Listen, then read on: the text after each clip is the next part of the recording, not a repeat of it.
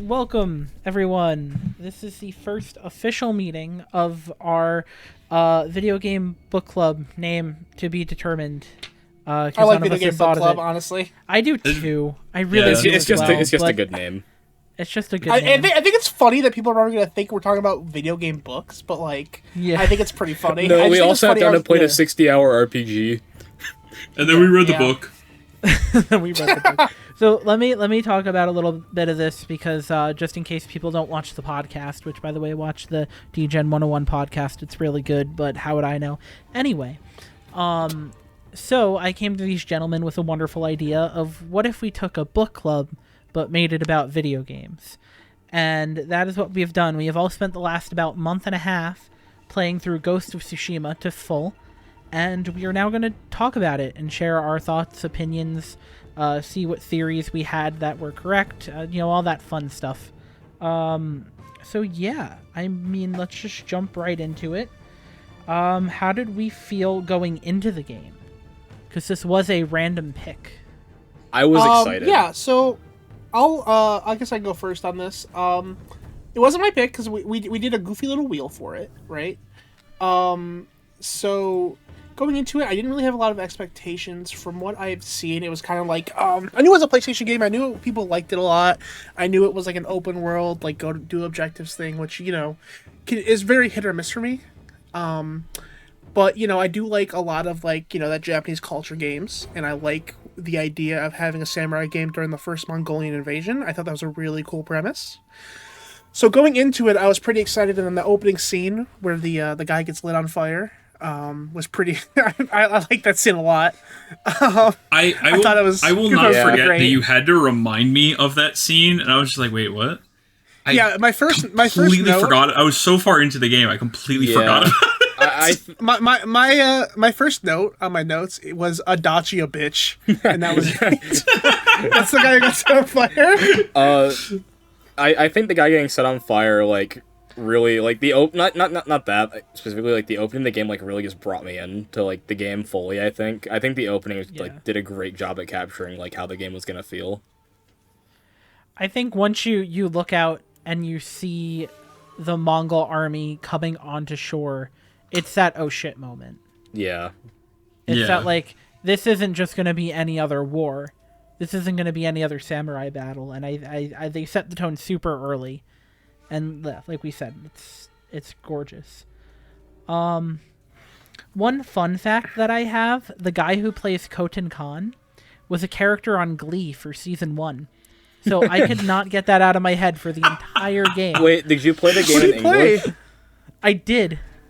You were the only one of us to play the game in English. Look at this guy. You're the only one that did. Really? Yeah. See, we all played in Japanese. For games, I can't do, like, Japanese subtitles. Or Japanese dub and then subtitles. I don't know why. Like, I just can't distinguish the two mediums like that. But, yeah. Wait, what do you mean? Like for anime, like, it's easier for me to, like, sit down and read the subtitles. But for games, I just, like, I can't. It's not the same. Weird. Yeah, it's weird. The other thing that that caught me off right off the bat was also just the sword play feeling so good, and the PS5 DualSense controller having the best haptics. I actually think the combat of this game was, like, probably some of my favorite combat I've ever played. It was so much fun. Yeah. Like, when you get that perfect parry, you feel like such a badass. It's so cool. Yeah. So I will say, as someone who plays, like, a lot of combat games, and played their entire series of combat game, I actually really like the way the combat in this. It felt very light, but, like, I don't know how to describe it, but, like, I felt like when I made movements, I felt the weight of them, I guess. Like, if you fucked up and went in the wrong direction, there was consequences for it. I think what you're trying to say is it didn't feel clunky at all, but, like, if you fucked up, you knew you fucked up. Yeah, like the game flat out punished you if you got something wrong. Yeah. Because you're gonna get comboed by like 3 hits. Play on? What difficulty did we all play on? I played on normal. I started on normal and then I went up to hard, like midway through the game. I played hard the whole way through. Okay, I did normal, so we have kind of a general middle ground. Nobody did lethal. I kind of wanted to. Look at Actually, I might. These fucking tryhards. I might do New Game Plus, and I might do Lethal and New Game Plus because like if you buy it on PC, that you should do it on that. I definitely should. Yeah, that's I don't know what mods are out there for it, but I definitely want to like actually purchase a game because going into it, like again, I was also excited for it, but I was like, oh, am I gonna like this game this much that I'm like willing to shell out like all this money for it? So I got the game through PS Plus, and now I'm like, oh well, now I want to own the game. Yeah, that's exactly how I feel. Yeah, because I'm like this game is so good. I could 100% go back to this and just do a run through like sometime or another. Like this is a game that I could go back to, and it's like I don't usually like, especially with like a big like RPG like this. It's like not that I usually go back to play these things. Like I'm playing through the Switch Zeldas again because they're on Switch 2 now. But it's like that's because it's Zelda. I could play through Zelda a billion fucking times. But this, it's just, I am genuinely, like, I do want to go back and replay this game because it's so good. And, like, knowing, like, the combat and stuff that like, I know now, and knowing how the combat is, how it flows, and, like, just the little bonuses and stuff that the skill tree and everything gives you, it's, like, it'll be interesting to, like, basically, like, not, like, relearn it, but, like, relearn the beginning again. Yeah. Because now I have like like all the enemies are like higher skill level, and you have all these extra little tools like the what was it? Wind stance. Where if you do a strong attack in wind stance, right? Yeah. Yeah. If you do a strong attack in wind stance, it'll automatically parry incoming spear attacks. Yep. Which is like, oh my god, that felt so good because I was so annoyed with spear fighters. I couldn't get the parry for them at all. Gotta be honest, I unlocked all the skill tree for the fighting stances. I never knew you could do that.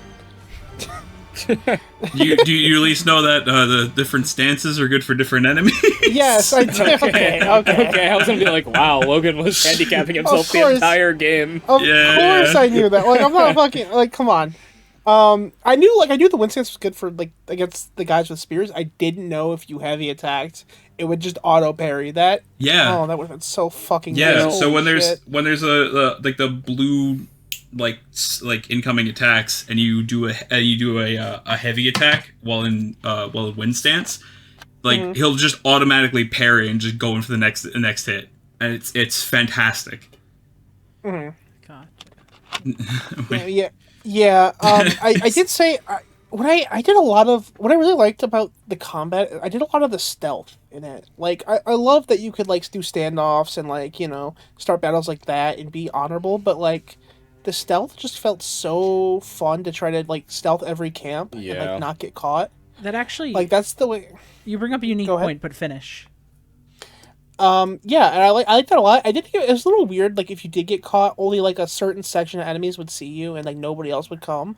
That felt a bit weird, because it felt like camps were very segmented off to certain levels, where if you weren't near in another segment, the enemies wouldn't notice you, which felt a little weird to me. But when doing stealth, like, besides that, I had a lot of fun just doing stealth kills, and using, like, when you get the poison darts, using those, a lot, or using, you know, just, like, whatever. Eventually you unlock the double assassination, which is super helpful for doing that that way. Assassination too. Yeah. Oh my fucking god! Another thing I never fucking saw but out there. Dude, never saw launch off a roof. I don't believe so. Oh my god. Dude.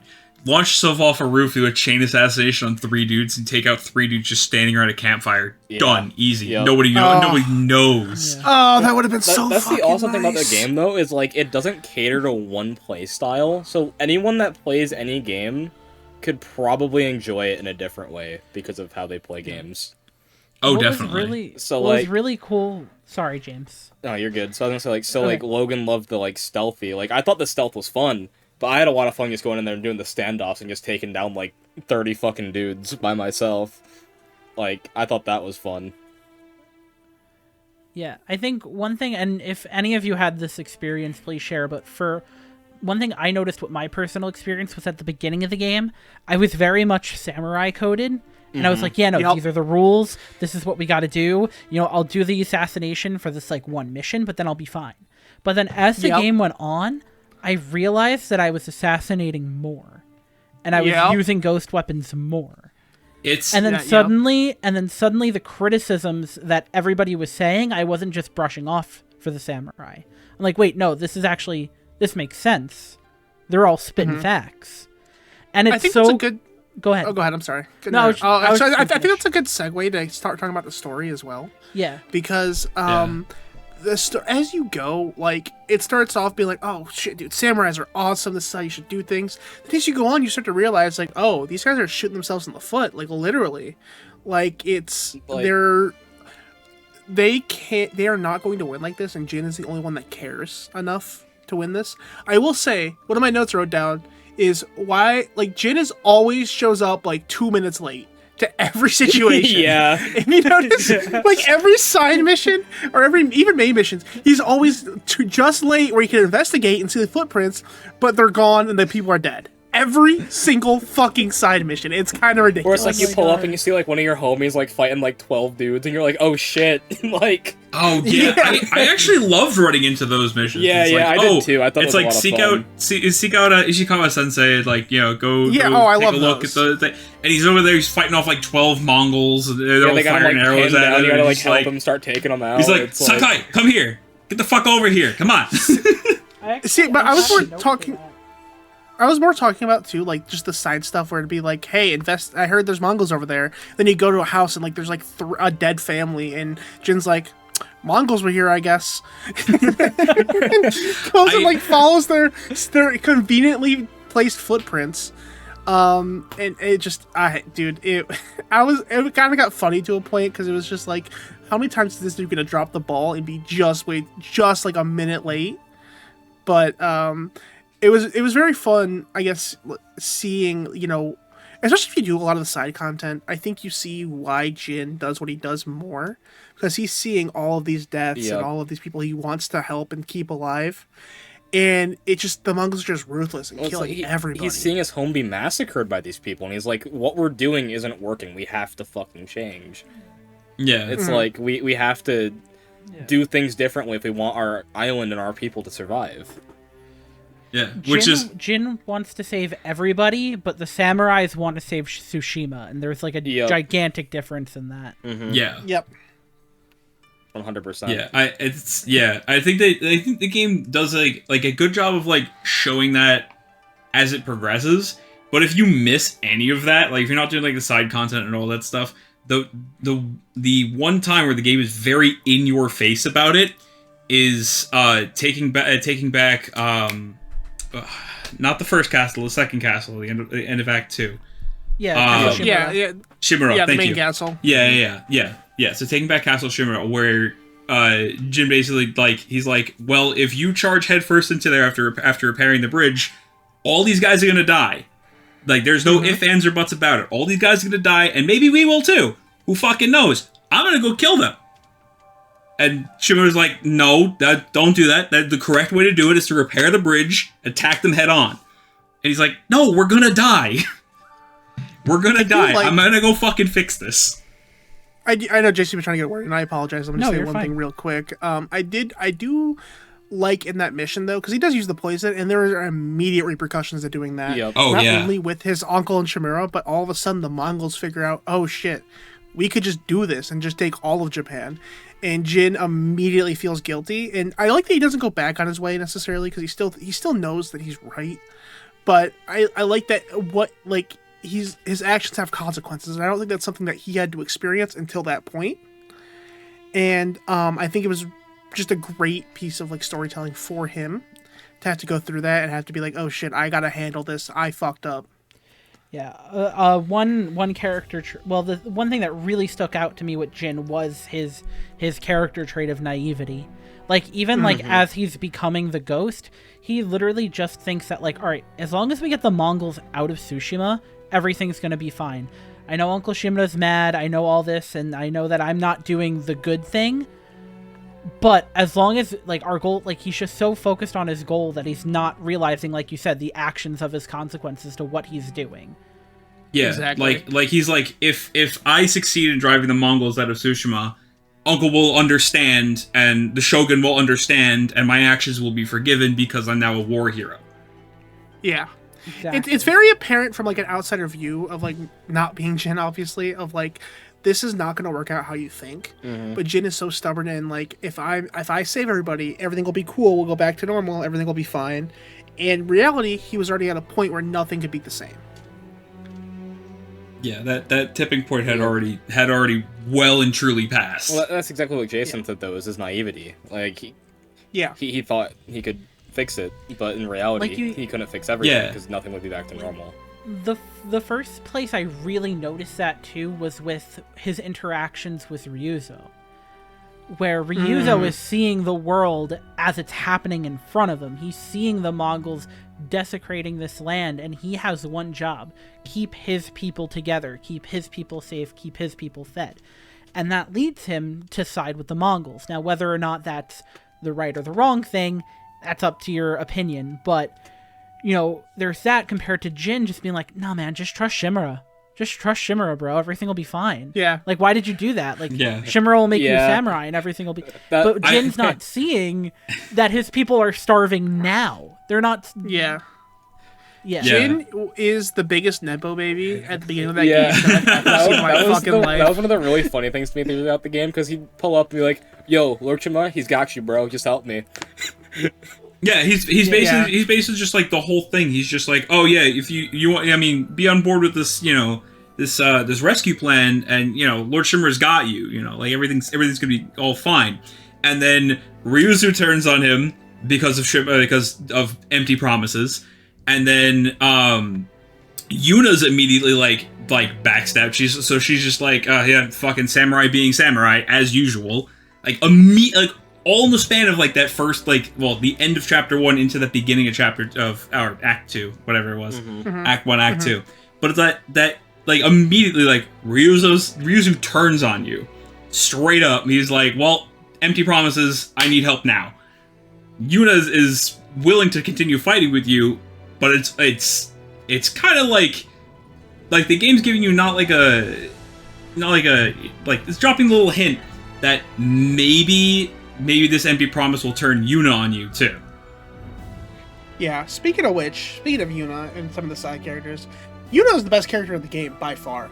I loved every bit of time Yuna was on the screen. Her motives completely made sense, and when she lost her brother and she was like, I have nothing left to fight for except staying here now. I have no reason to leave. Yeah. I was fucking broken. I was like, that was so upsetting. It was sad for that man. scene. Yeah. And just her, and it made it 10 times worse with her running in and having to go see the body. I was like, I saw her come up and I was like, oh no, please don't. Please don't. But, Logan kind of spoiled Taka's death for me. Okay, well, oh no. Okay. It wasn't intentional. It wasn't intentional. I thought I was muted. But me and Logan are in call and he's doing like the mission, right? And I just hear, Taka, no. Taka, no. No, I thought I was muted. I thought I was muted in Discord. And I'm like, I'm sitting here thinking, I'm like, well, something bad is obviously going to happen to Taka now. And then when I got to the mission where like all that happens, I go, I was like, this is gonna be it, isn't it? He could have just left on the boat. He could have just lived a happy life. And then he dies. Just sad that he left. And then he dies, and I just go, Taka, no. So in my notes for Taka's entire death, all I wrote down was Taka, no, in all caps. Because of Logan. God. I apologize. Again, I thought I was muted, and I wasn't. And no one said anything, so my bad. But I was going to ask... Oh, go ahead. No, please. I was going to ask, who was your guys' favorite side character? I don't know if I can choose. To be honest. I can give you, like, a list, probably. I like 3 side characters a lot. And it is... I also like 3 a lot. Yuna, Norio, and Masako. Okay. Mine was mine. If I had to pick three, was Yuna, Masako, and then I'm blanking on the name, but the old archer Ishikawa. Ishikawa. Ishikawa. Thank you, Yeah. thank you. So Those are my three because I like Ishikawa's story a lot with Tomei. I did too. I thought it was really good. Especially Yeah, you did especially that all the way when to you meet- completion, right? You guys all did the Yeah, completion? yeah, Okay. yeah. Especially when you meet Tomei and like it's like she's like, oh yeah, I'm you know I was housing him and the first thing I thought was this is fucking Tomei. I know it's fucking Tomei. This is not some normal ass girl. can I? And then fucking Jin calls her on it. I was like, oh. So my notes for that section were, because Tomoe was going by an alias. Mm-hmm. So I Yeah. had Gen X Matsu. Never mind, it's Tomoe. Oops. But even then, when he finds out it's Tomei, she's like, you know, you can still spend the night, right? And he Yeah. just goes, no, I can't. And I was like, ooh. I think That was I rocked the Tomei mask the rest of the game after that. Did you? A Tomei mask Yeah, I was wore pretty that cool. the entire game. See, Yeah. I didn't wear masks a lot. I didn't really like them for Jin. I know that's like kind of like one of his defining character traits, or like not traits, but appearance traits. But it just, I don't know. I just didn't vibe with the masks. Did you? I like the smaller ones, but not the large ones. I kind of liked a lot of the masks. I think a lot of the masks were really, really interesting. What armor did you guys wear the most in the game? Because mine was probably the ghost near the end. Because I thought the ghost armor was fucking sick. Ghost armor. Yeah, I think I did Ghost Armor a lot towards the end.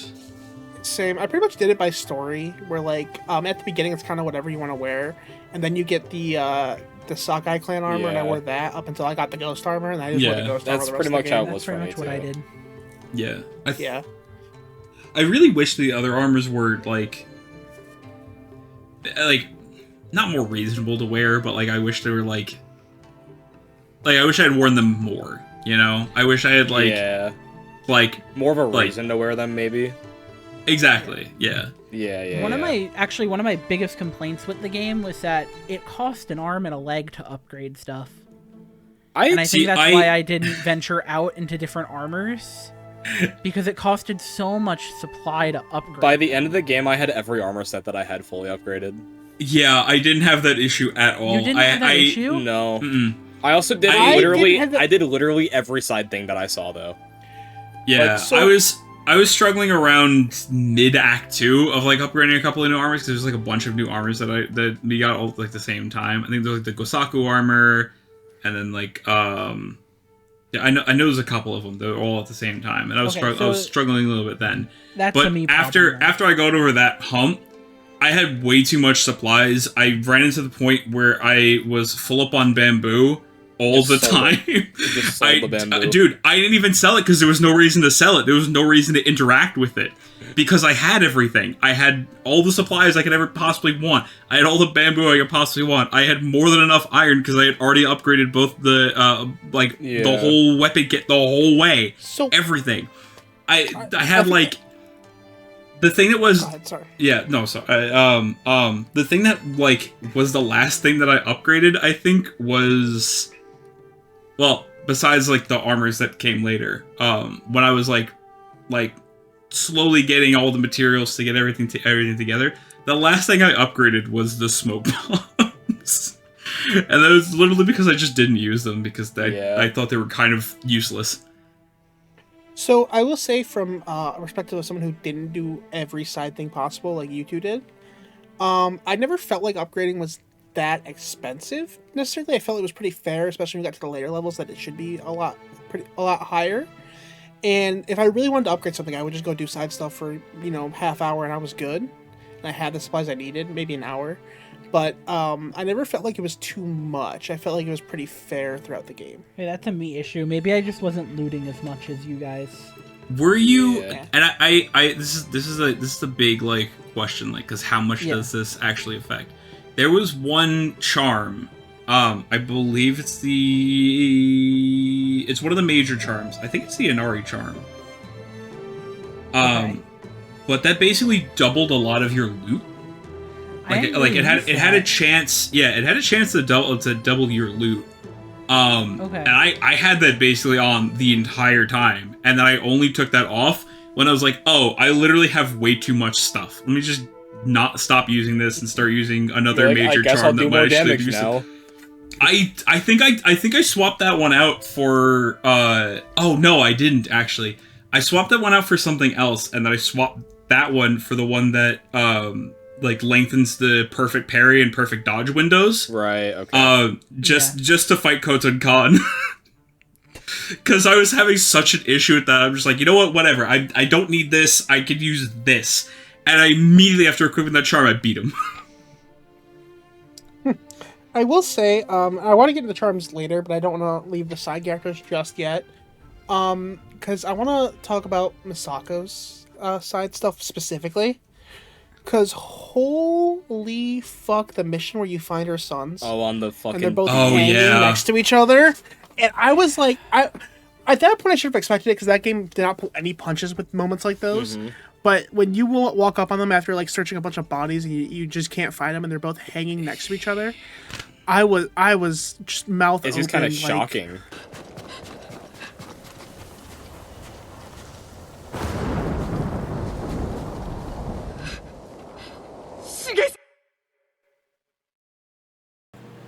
Dude. What the fuck? Yeah. Yeah, I couldn't believe they did that. I don't think that was the most shocking thing, but I'll let you continue. I'll tell mine after.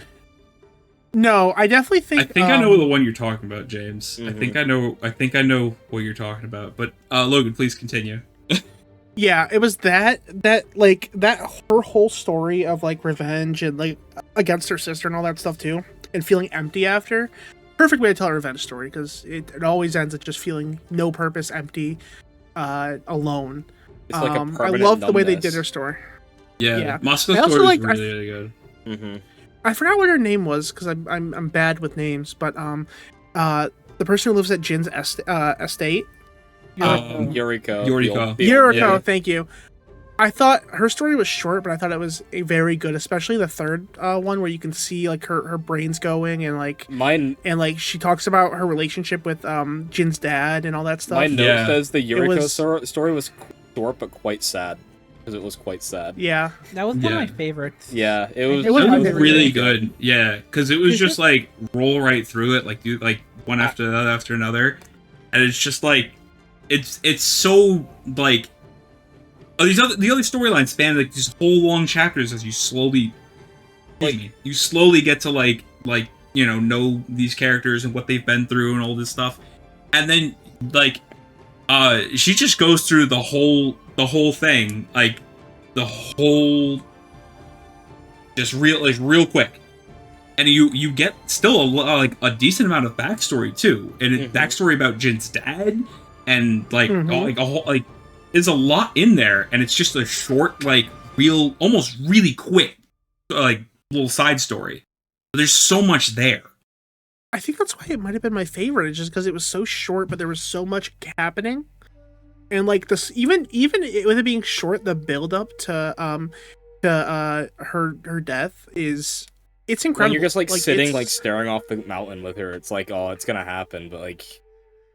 Yeah, and like her mistaking Jin with his dad and talking about like how they were, after his mom died, what they were doing and stuff like that. It was like it's all implied. It's all like kind of vague and implied, but like it was very clear that she had a special relationship with Jin's dad and is still affected by him not being there and her mind's going. And it was beautiful. I love that. I love that part. Mm-hmm. Now, the thing that I think was the most shocking in the entire game, at least for me, was during Norio's side story. Yes. Oh my gosh, my poor boy. When you find his brother, I didn't even know how to react. I think I just sat there for like a solid 5 minutes, just like, what the fuck? I think it's also interesting because Norio does pose like a like an almost parallel to Jin in a way too. Yeah, he is a parallel to Jin, because he also like diverts from the path that he was like on as like the warrior monk. Yeah, except for he does it like kind of quickly, just right after his brother's death and funeral. And he just kind of goes on one real quick, real violent, real messy killing spree. Yeah, and he's just like, well, that was fucked. I'm no longer a monk. I Jin's like, actually no. thought Go we were gonna do have to back kill to your Norio thing. there. Oh my god. Or you'd have to duel him like you did Makoto? Yeah, I thought you were gonna have to, like, I thought he was done there. Like, I thought that was the end of the line. Oh my god. Yeah, no, he just... Yeah, that was just, like, you just fell out of it real fast, went through this whole revenge thing. He's like, I can't go back to what I was. And it's like, no, go back to what you were. You're fine. You're good. Don't worry about it. Like, it's good.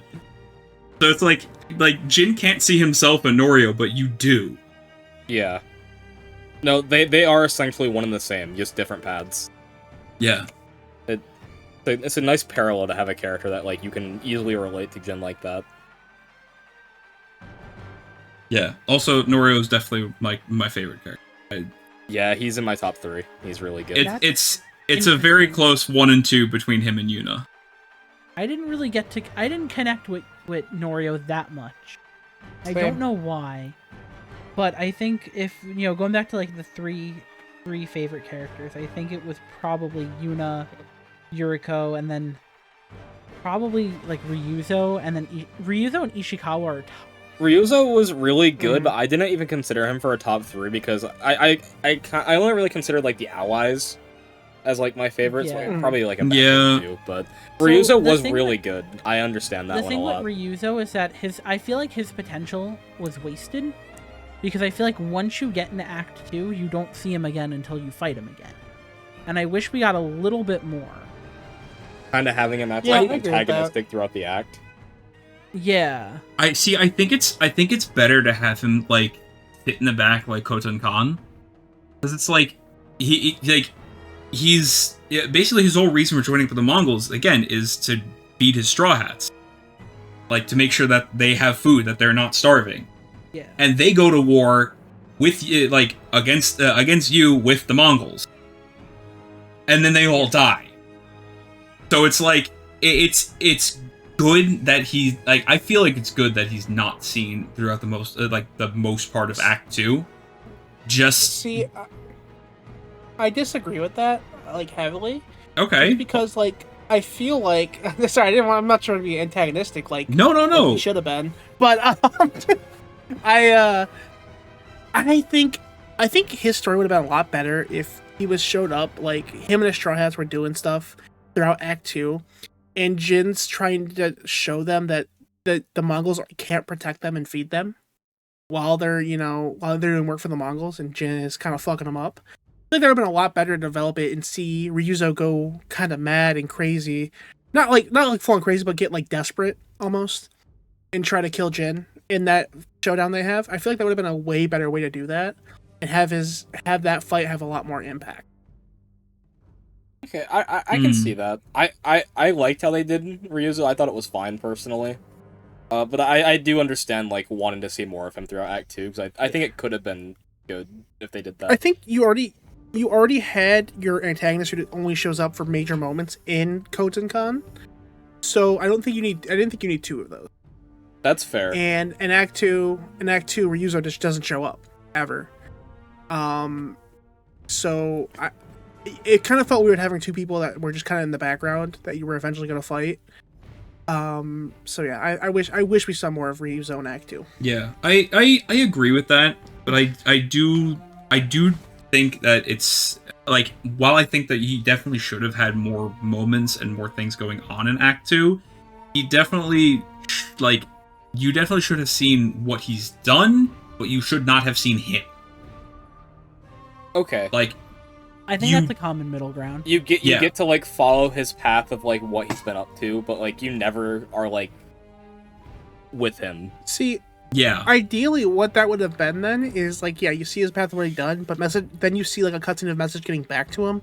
You see him get more and more desperate about the situation. While still not fighting him or seeing him, like, actually in gameplay, you see him in cutscenes getting, kind of like how you did with more calling your desperate. uncle at the first act of the game. Yeah, that would have been. Yeah. I would have liked that a little bit more. I still think seeing him actually there might have been a little bit better, but I can see, like, having the cutscenes like that would probably work as just as fine, and I think I would have liked that too.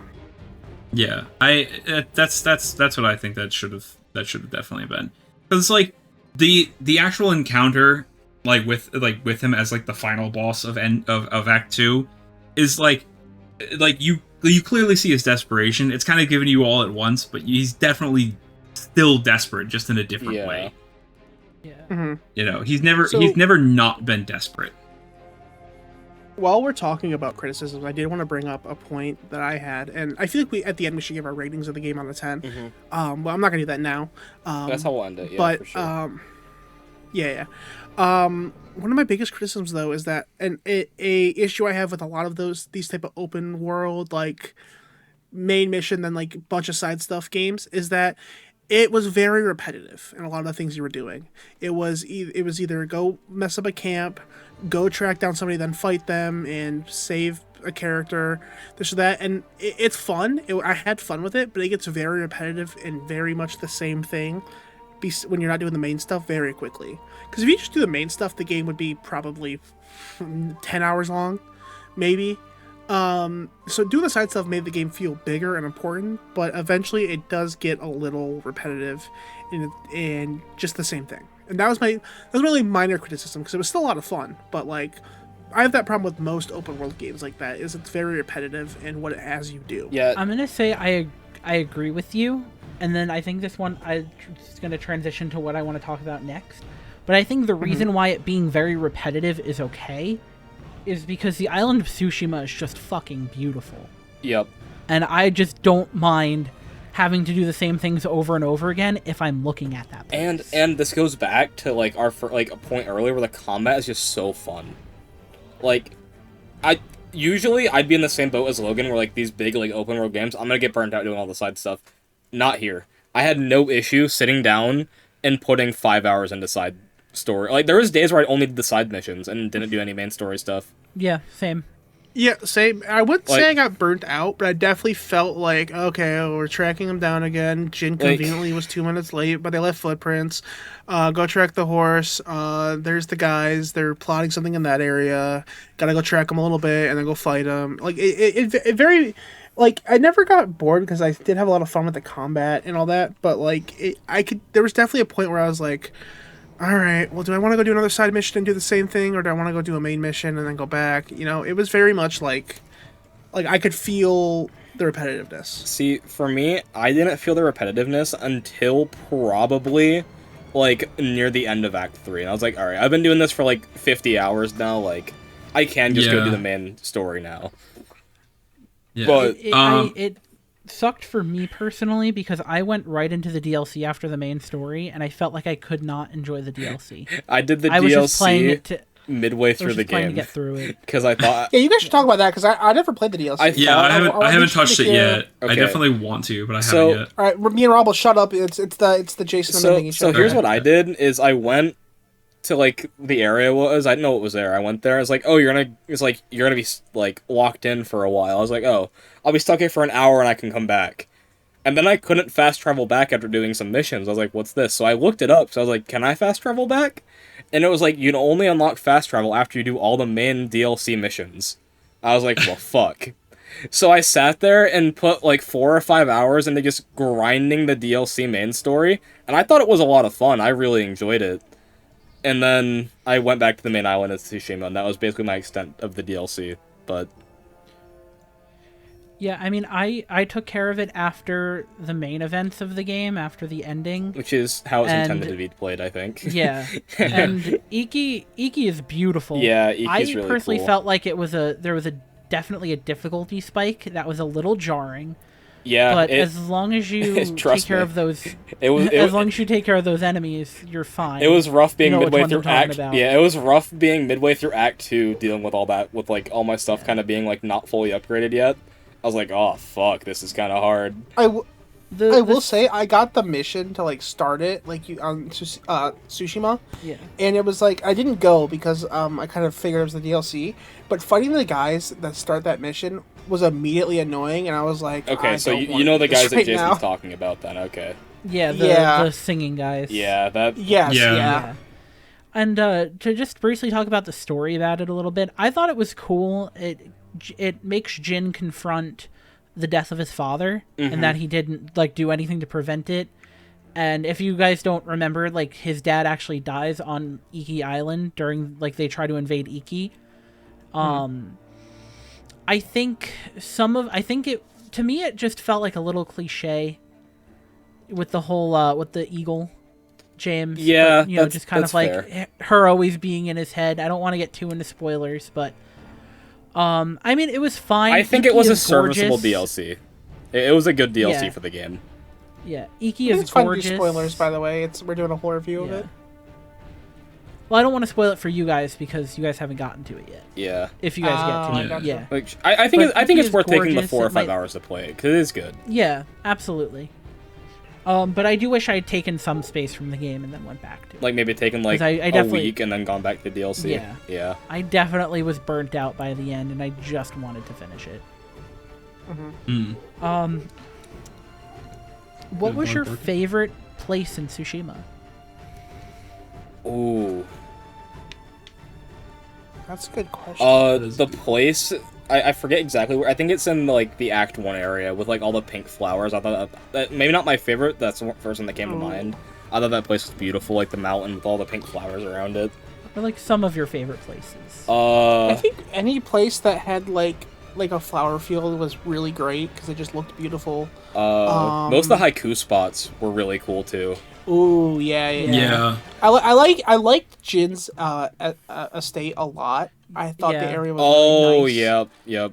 Yeah. Omi That area Village is with all the very red pretty. trees. Yeah. Yeah, we'll get into more of that in a little bit. Yep. I actually think that's my favorite area in the entire game because of the Yeah. stuff we're gonna get to. But Specifically, Lord Sakai's cemetery yep, with the giant Yeah. hanging with tree. the big red Yeah. tree. Yep. Yeah. Yeah. I took. I feel like this was the only game where I actively like used photo mode. Me but, too. Like, edited pictures. I don't ever use photo Yeah. mode in any game, and I found myself stopping for like 10 minutes to find a good photo, like a couple of times throughout the game. Yeah. See, Send me I this wish I video. did that. I didn't use photo Like mode. I didn't do it a I didn't lot. I either. maybe got like 3 or 4, but they I were don't just think I'll so ever use pretty. photo mode in a game. I'm gonna be honest. Besides, like if there's like missions for it. This was the Yeah. game where it was like it felt right because it was just Maybe so what I'm- beautiful. Maybe when I'm going through New Game Plus, I'll try to use the photo mode a little bit. Yeah, and, just like, mess around with it because it is fun. Yeah, like they're like So that same whatchamacallit, the training that training ground place with the Yeah, lake yeah. and the leaves and all that place is incredibly picturesque, and it's like you just Oh yeah. yeah, that's one place where I definitely wish I would have used that.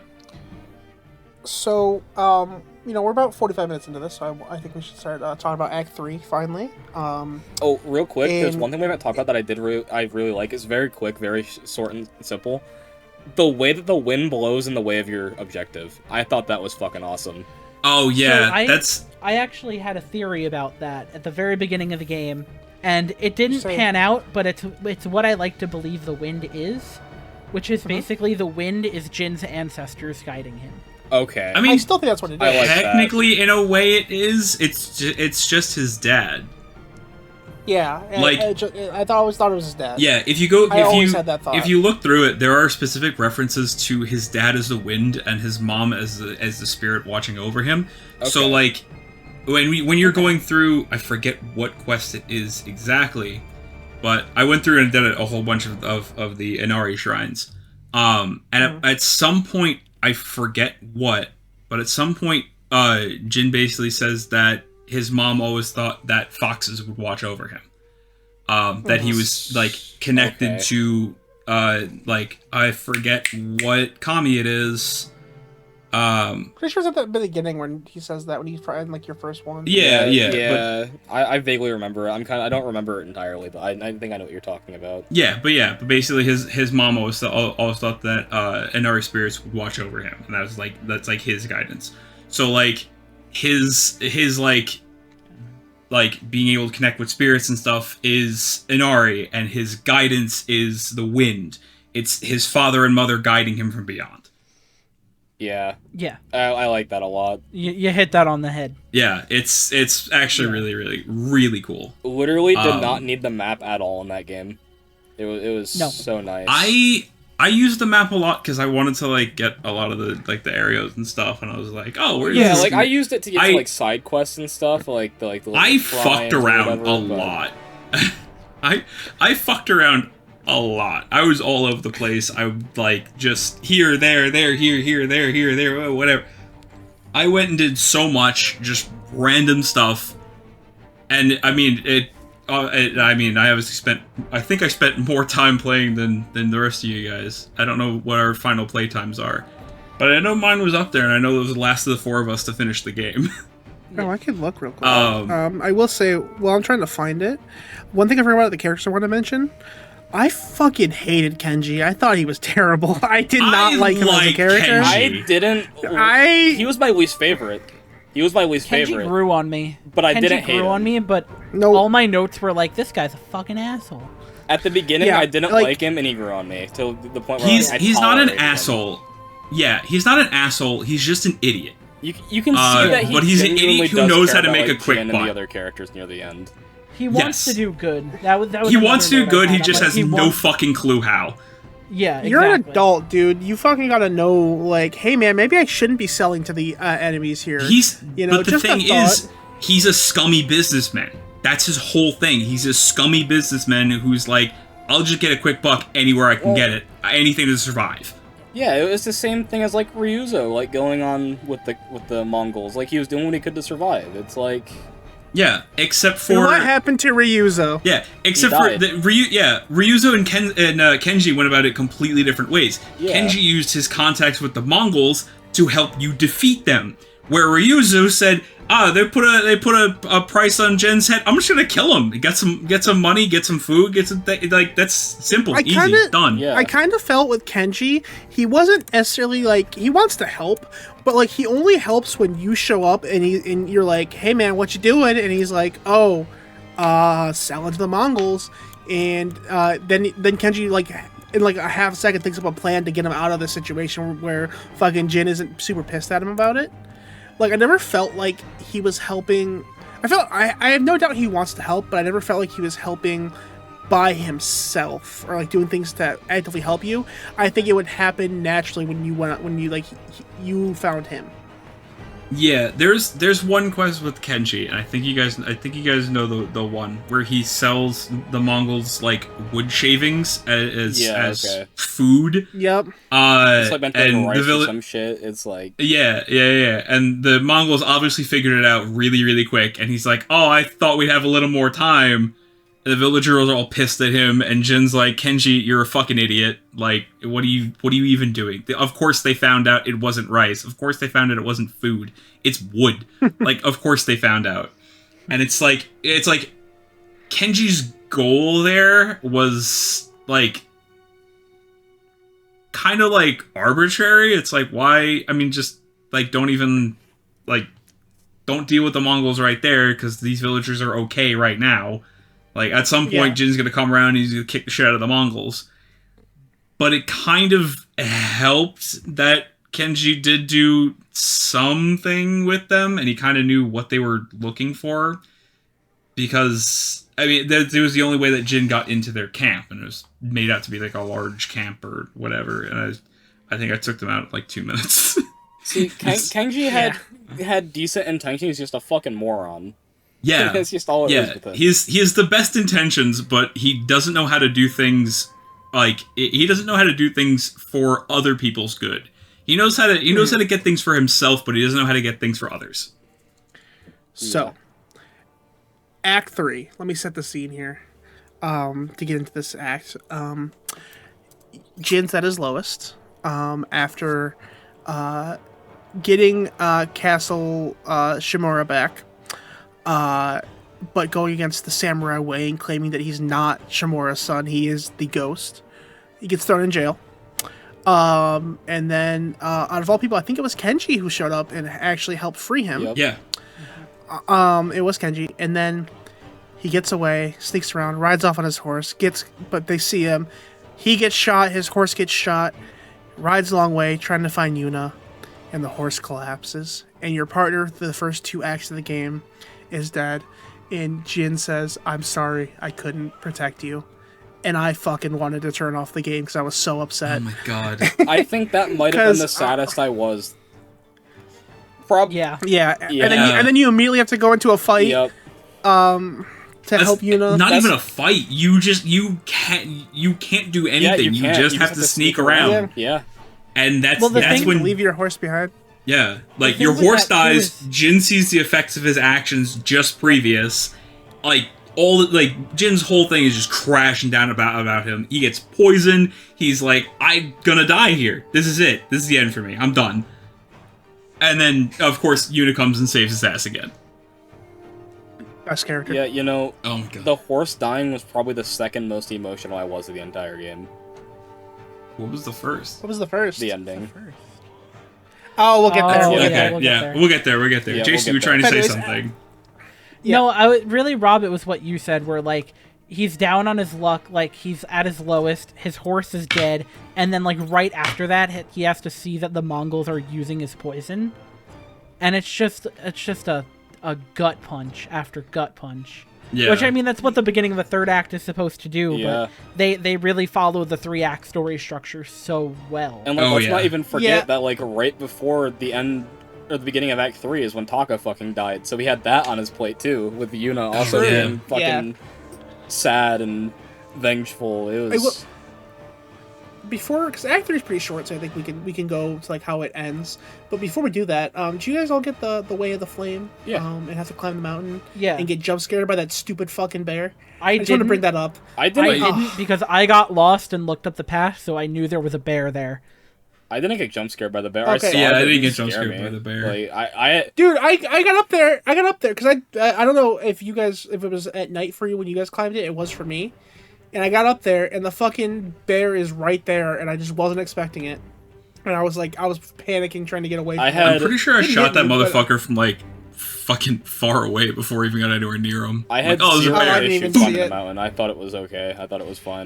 No, I thought it was fine. I just that moment was really funny to me. I had issues actually like finding the path, and I had that in a lot of the things. Like a couple of the shrines, I had issues like finding like where you're supposed to go, which is like that's like the point of it. It's you're supposed to like find where you're going and shit. When I would arrive at a shrine, I'd immediately fast travel to the same spot on the map just so I'd be at the beginning.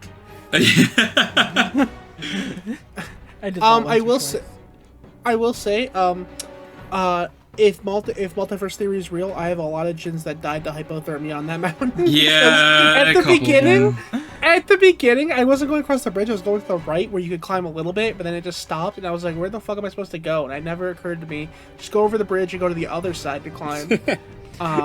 Yeah. So I have like 5 Jins that are dead of hypothermia, which is pretty funny. But Act 3, you get your group together, you get a plan, you go and you confront Khotun Khan. How'd that go for you guys? I did mostly fine with the first phase of the battle, but the issue was after I finished Khotun Khan the first time, I had no resolve. So I had to do that entire onslaught with like maybe max like 3 bars resolve because I kept having to use it. But I think a really smart design choice was after that first battle, making Khotun Khan just like an enemy among the Mongols. I think that really shows Jin's growth throughout the entire game. Also, was it just me, or when that happens, does Khotun Khan get shorter? I didn't notice. He might, but he might. You know He may what? have. He may have. You know what? Now that you say it, when you're in the duel, I he's can like kinda towering see it. over you, and then like when you're fighting him, he's like maybe like 5, maybe 6 inches taller than you. He's not that much taller. He's like a full head and more above you when you're dueling him. Or at least that's what it feels like. And then he like gets shorter. Like he's running away with his tail between his legs and he loses 6 inches somewhere.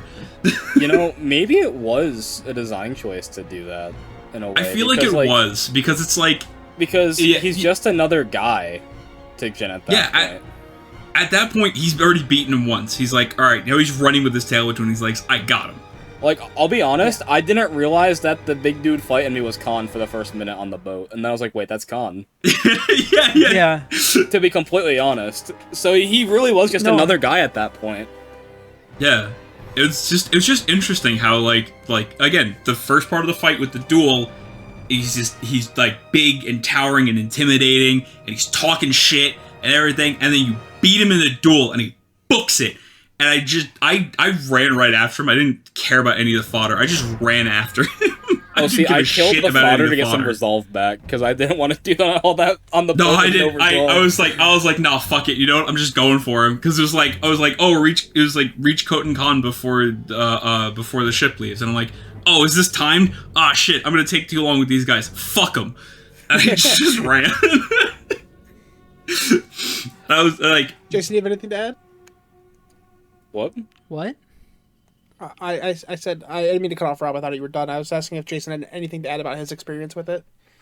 No, I think it's just kind of what we all agree on is that like it was really an excellent design choice to make the Khan feel like physically and like just physically smaller in every way. Yeah. Yeah. Mm-hmm. Like he was still taller than Jin because like most of the Mongols are, but like he wasn't like this towering figure anymore. Like Jin was like it's like mentally Jin saw him as a lesser man because he already knew he beat him. Yep. I feel like if you go back and like you compare like the first fight against him in like Act 1 and compare the duel in Act 3 and then the actual fight, I feel like he's gonna look way different and way less intimidating through those. And I agree. That. Yeah. I think that's a great design choice. Yeah. Very good. So, very good choice there. Jin kills the Khan and dips out, but the game's not over. Nope. As you get message that your uncle wants to see you. Jin's uncle Shimura wants to see you, and at this point, like he shows up and helps you, and I didn't necessarily forget about it, but I kind of put it in like the back of my brain that like, oh, he's still mad about shit. Like this is gonna have consequences. Yep. It's not over. Yeah, you're not forgiven. And then you go and you see him at the most beautiful spot in the game. And you guys write a haiku of the last of your families. After, by the way, you are all no longer samurai. Well, you gotta talk about the build-up, though. Because, like, dude, like, the 10, 15, maybe 20 minutes of you just riding and talking with your uncle, man. Like... Oh, yeah. I did forget about that, yeah. You can feel it just building up. Because, like, it just feels like... It feels good. It feels almost perfect. But you know there's that asterisk. Yeah, they help a wagon. You know there's that asterisk of like, but we're not perfect. We're not okay. Yeah. It was such a good setup. You had mentioned the wagon, Logan, where he's like, oh, I'm bringing all the supplies to the Ghost Army, and Jin's like, I don't know what he's talking about. I have no clue. But it kind of cements. Immediately. Go ahead. No, please. Okay, we just gotta like commit to interrupting each other if it happens. Like, we know it's not intentional. We just gotta talk through it at this point.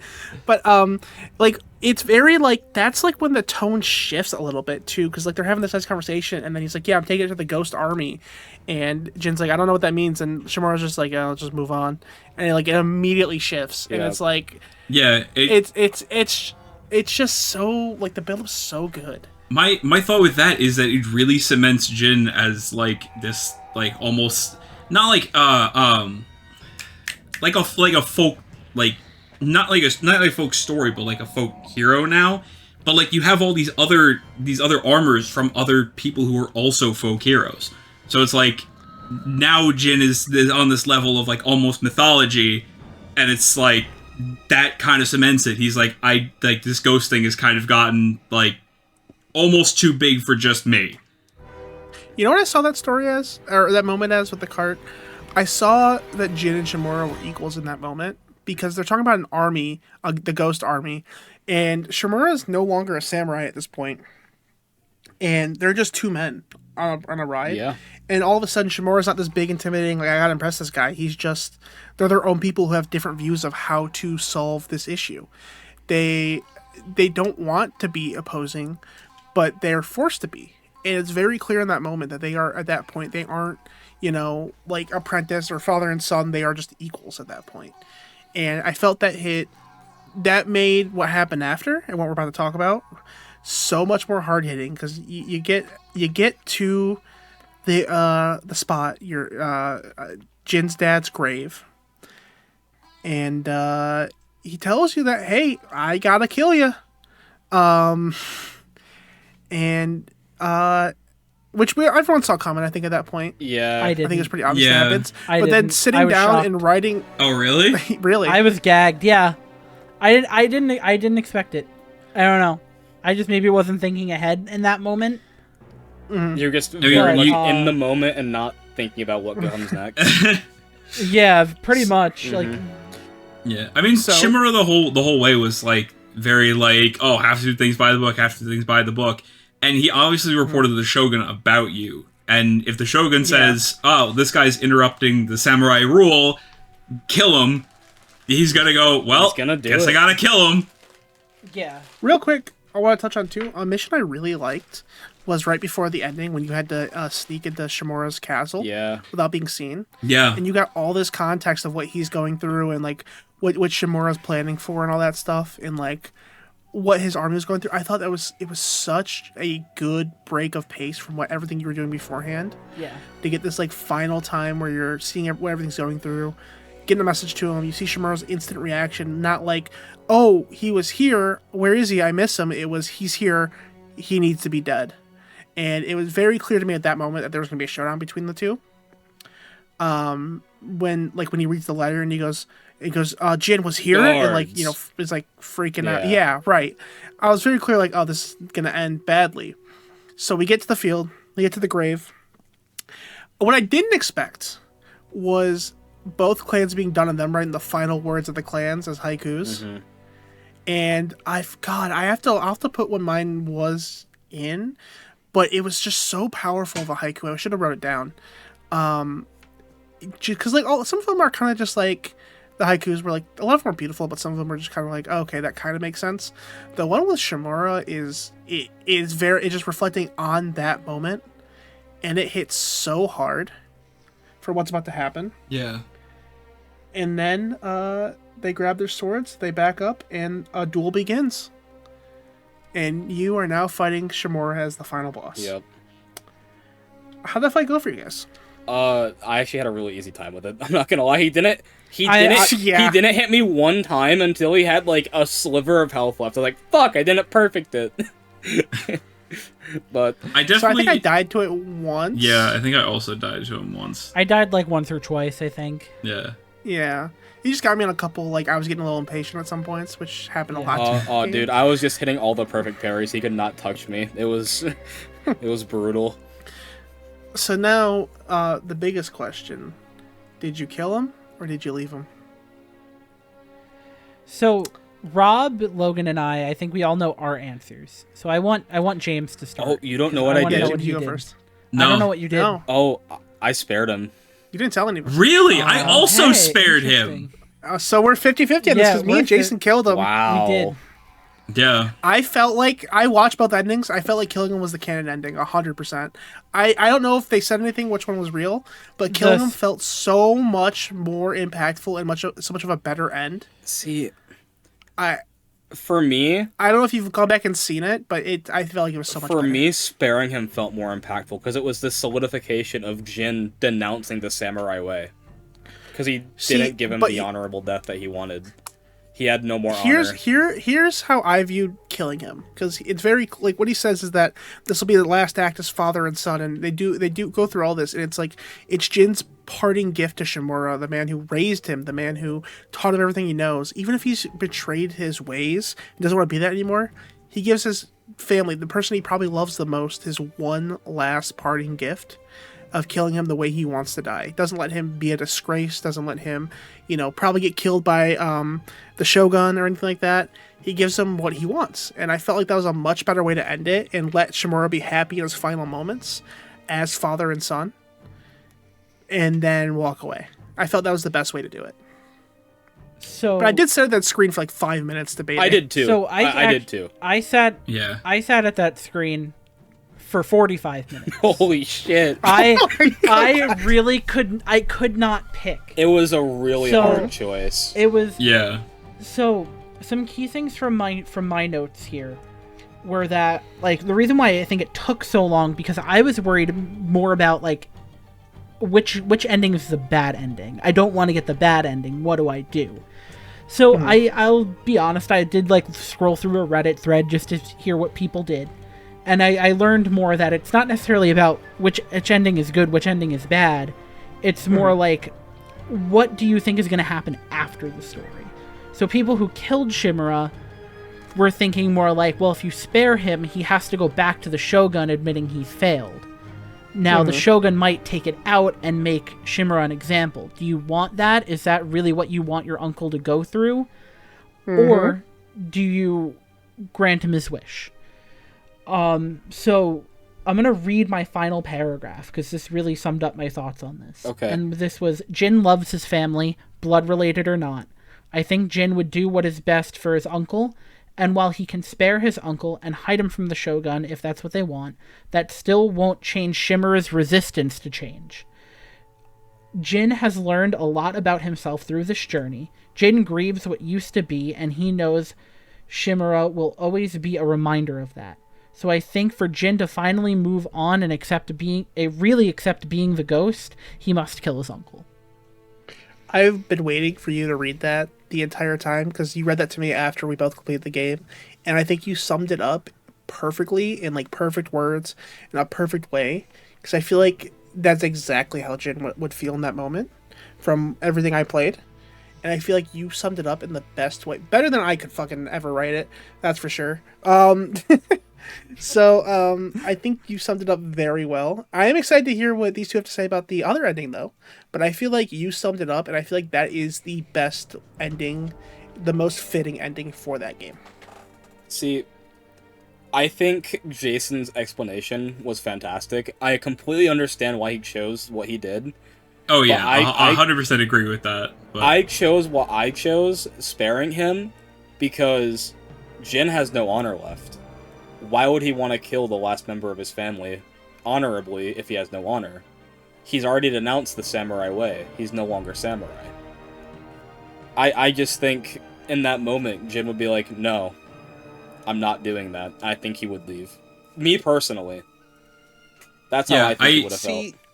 I agree with that, mostly because, again, this whole time while they're talking, Shimura says, well, he gives him the news that the Sakai clan is no more.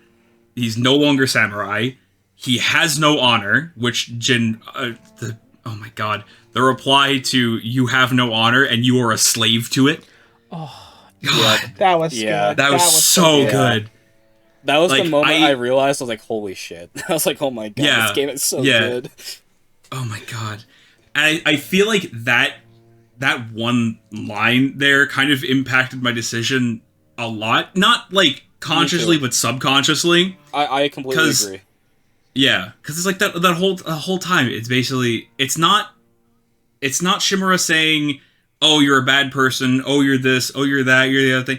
It's like, this is what it is. This is how it is. Cut and dry. This is how it has to be. This is how things are.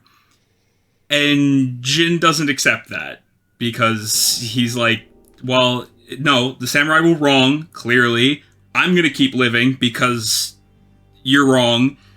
Like, it's not like an outward expression of, like, you're wrong and I'm right.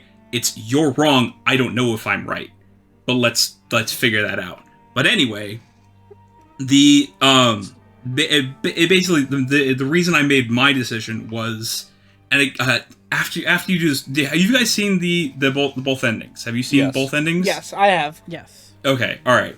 So, after you spare him, which, again, this is, like, even though it's like they're at odds with each other, Jin does still think of him as family. He knows that he's still family. This is the only family he has left. And he's seen Yuna lose the last of her family. So he knows, like, why is he going to kill the last of his family? That's exactly how by his own hand.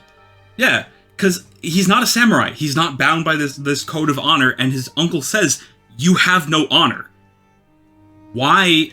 It's so much more to the ghost to not do the honorable thing and not kill someone because of honor. Why? He's not bound by this system anymore. He's bound by his own sense of morals. I think what Jin cared about more than a sense of honor, more than the ghost, more than anything, was the people in his life. I think that's what he valued the most. And I feel like Jin seeing his uncle in his weakest moment, asking him for one thing, knowing what will happen to him if he doesn't, I feel like Jin would make the decision not to be honorable, but to cherish his family and give a last moment of being family with his uncle. Because if you don't kill him, you don't get the moment of them being father and son one last time. You don't get that. So I feel like getting to value the moment he has with his family more than, proving a point is what Jin would care about the most. That's one of the main reasons why I did what I did. I wanna piggyback off that, because I think one thing that you and James are set on, and I totally see this perspective, is that the kill is an honorable kill. I don't think it is. I really don't. I think that it's Jin had lost his honor long ago, and therefore, even an action in the eyes of a samurai that would seem honorable, I don't think it's honorable, because you're looking at who it's coming from. Mm-hmm. See, and I think that's the key difference. Yeah, I agree with that 100%. I don't actually. I don't. Yeah, I'm still with Rob. Yeah, it's while we see that Jin lost his quote unquote samurai honor, when he really became the ghost, he still had his own sense of honor. He knew that the samurai were wrong. He knows that the quote unquote honorable thing that Shimura wants him to do is a samurai thing to do. And he's already been told he's not samurai. He has no honor. He has no reason to add to the body count, basically. And especially his own uncle. I really think you're stuck on the samurai thing with it, and not the human aspect of Jin and what he values. Because I don't think, even if he's like, oh, this is a samurai act, I don't think that's why he would do it. If it was just a samurai act with somebody else, I don't think he would care. But it being his uncle in his last wish, and getting to be a family with him one last time is way more important to him, I think, than, again, proving a point of not having honor and not being a samurai. I feel like he would value that family connection and doing what's best for Shimura more. In a weird, twisted way, it's almost like in that moment, he gets to kind of redeem himself for not saving his father. Yeah. This is a twisted way of him saving Shimura. I get what you're saying. Well, I think we're gonna disagree on it. I don't think either of us. I don't think anyone's gonna change their minds. I just appreciate that. Yeah, I don't think anyone's wrong. That being said, I don't think there's a bad choice. I think either choice I completely understand, and I think it's just up to your experience with the game and how you interpreted the entire game. Yeah. I want to just say real fast that my decision basically came down to a coin flip. I was like, I don't know whether to do this way or this way or this way. If I had went solely by the coin flip, I would have killed him. But I think it's that you did tell me that. It's that subconscious thing that you are a slave to your honor. I think that subconsciously came back and said, no, not doing this. No, and that's what I completely agree with. I think I feel the same way about that. So who wants to give their rating first? I think I might want to give mine last, but who wants to go first? I'll go first. Okay. So, some key spots that I brought up in my little review section of my notes. The gameplay was super solid, although sometimes I had some issues with inputs registering. Sometimes my block just would not trigger with the input. Yeah, I had that issue too. I don't know if that was okay, so I'm not alone in that. Yeah, I don't know if it was slight delay because of the capture or something, but yeah. Well, I was playing on a TV for most of it, and I was still having that issue. But you're playing it through the capture card, right? You did the input-output thing. Yeah. Yeah. So there might be some small input delay. Maybe. I also felt sometimes switching between ghost weapons and stances was just a little bit cumbersome. And then my other small complaint was just what we talked about, the game just feeling a bit repetitive, but it being kind of okay because the world is gorgeous. Mm-hmm. So I think personally this game is the actual definition of a 9 out of 10, where everything works and there's just some very small minor inconveniences that don't ruin the experience for you. And that's kind of where I'm at with it. And I'm pretty happy with that rating for me. Okay. I guess I'll go next, because I'm in about the same boat as Jason.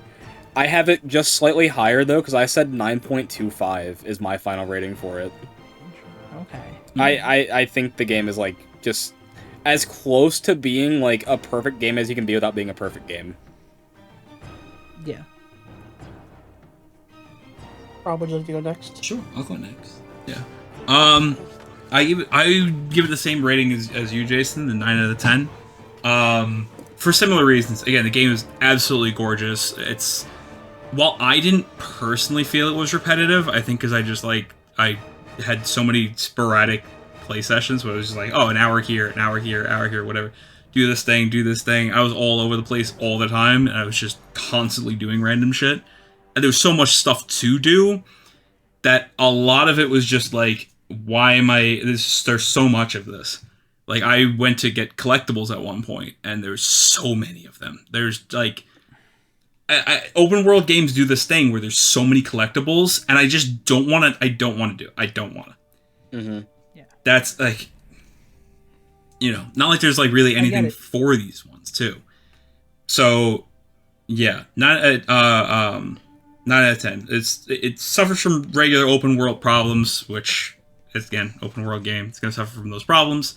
The game itself, absolutely gorgeous. The combat is, like, it's so good. It's so much fun to actually just be in combat. Like, searching out combat to be in combat is odd, but I did that.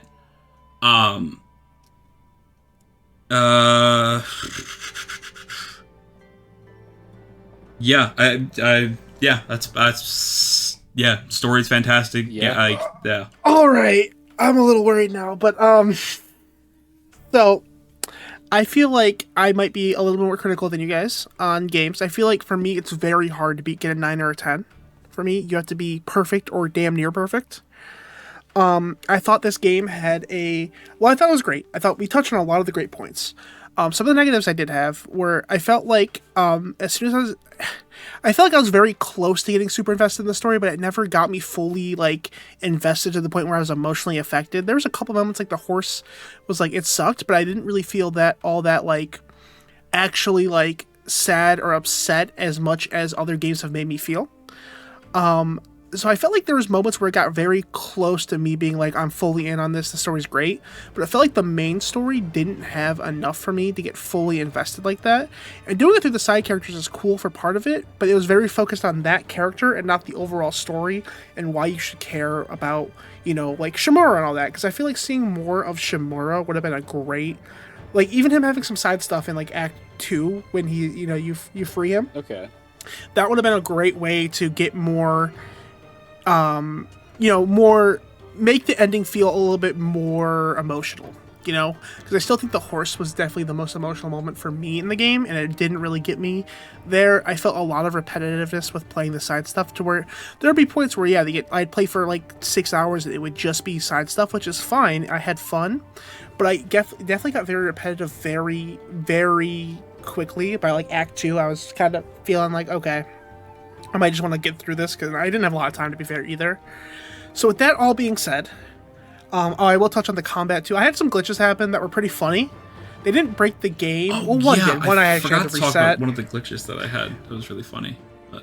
If you send me the footage, I'll throw it in now because I have a couple I'll show as right now as well.